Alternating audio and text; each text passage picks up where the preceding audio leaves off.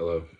In this presentation, I will explain the Mexican and Texan border dispute, or as I like to call it, the border mess, because there was a lot of drama and a lot of unneeded situations that happened. Just to give you a little bit of context, they were really fighting over land and where the border was supposed to be.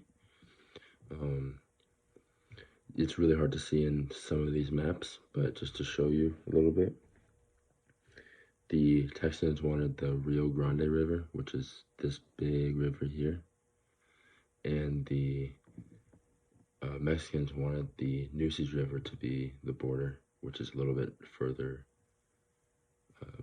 north of Texas, which would give them access to the Rio Grande River and more land. So the thing that started all of this was the Texas Revolution. People who came in, individuals who came in from, who migrated into Texas, really didn't have the same cultural and economic ideologies than of the Mexicans, which, as you could probably expect, caused a lot of drama and conflicts. The revolution, so as all this took place, it all boiled over and caused the Texans to declare for independence, which started the Texas Revolution. The Texas Revolution ended with a Texan win, which the Battle of San Jacinto really only lasted about 20 minutes because the Texans caught the Mexican military by surprise and beat them in one day, less than one day. The next day, they caught the Mexican military leader. His name was Santa Anna, and kind of leads us to our next point, which is the Treaty of Velasco. This was the treaty that said where the border was going to be at, which one of many things, but one of the main reasons was where the border was going to be. And as I said before, the Texans wanted the border to be this Rio Grande River, which gave them more land, and the Mexicans wanted the border to be the Nueces River, which gave them more land. And obviously, you want more land because it gives you more agricultural benefits. Benefits. So with them capturing Santa Anna, they basically forced him to sign this treaty and saying where the border was going to be. And this is the main reason why the Mexicans did not approve or of this treaty, because it wasn't done under the right circumstances.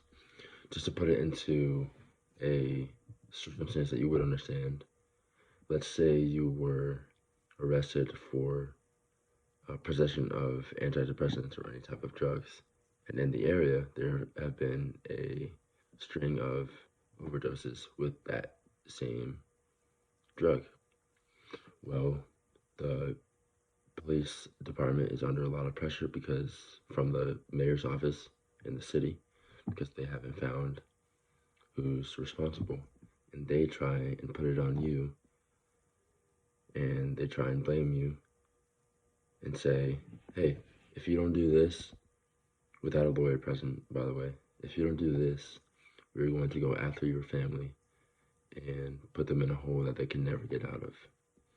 This is the situation that many people believe, and that I believe, that Santa Anna was in. If he didn't sign this treaty, who knows what the Texans might have done to him? Killed him? Killed his family? Who knows?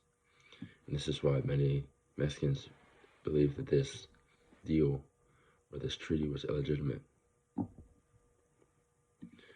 Just to show you, because some of the other maps were kind of hard to see, this is map I found online that kind of shows you a little bit better and clearer view of what they were really fighting over.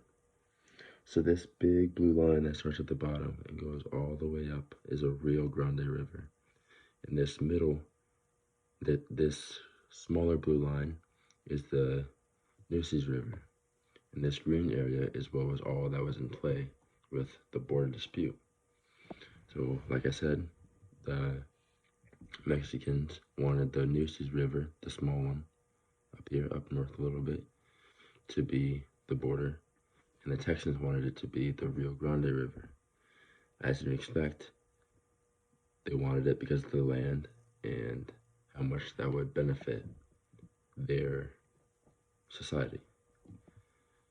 So yes, so now that you know what they were fighting over, now you have a better visual. It's up to you to understand or comprehend if you think that this was illegitimate or not.